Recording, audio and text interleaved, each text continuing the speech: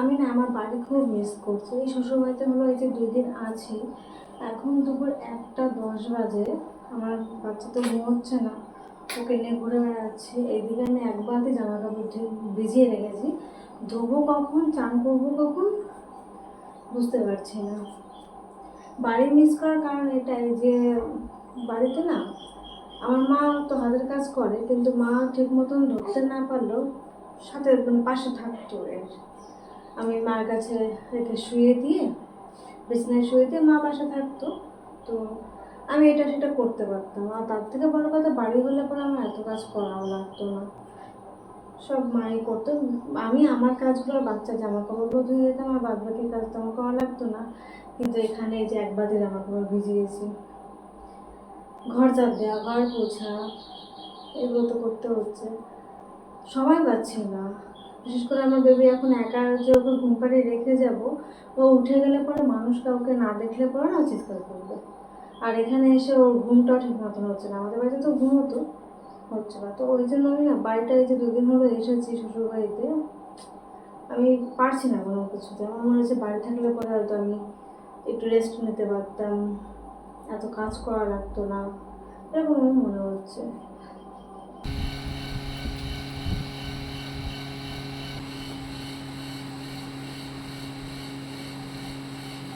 এই যে আমি শোনা, এই যে আমি এটা ধরে উঠতে চাই।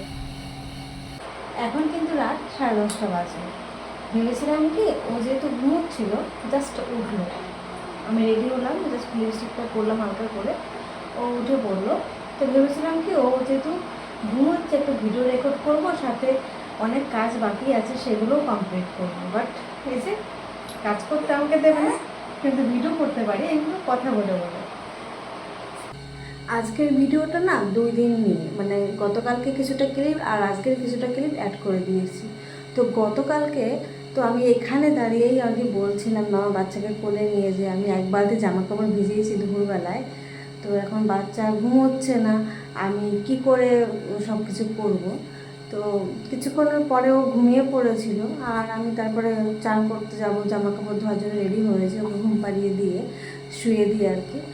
তো দেখি কি, আমার জামা কাপড় ভেজানোর বালতিটা নেই, উধাও হয়ে গেছে। তো আমি আমার শ্বশুরের কাছে জিজ্ঞেস করলাম, বললো যে দেখো তোমার শাশুড়ি নিয়ে গেছে কিনা। তারপরে আমি আমার শাশুড়ি মার কাছে গিয়ে দেখলাম যে জামা কাপড় দিয়ে অলরেডি উনি মেলা শুরু করে দিয়েছে। তো ভালো লাগলো দেখে বেশ, যে আমার অতটা কাজ করা লাগলো না, শাশুড়ি হেল্প করে দেয়।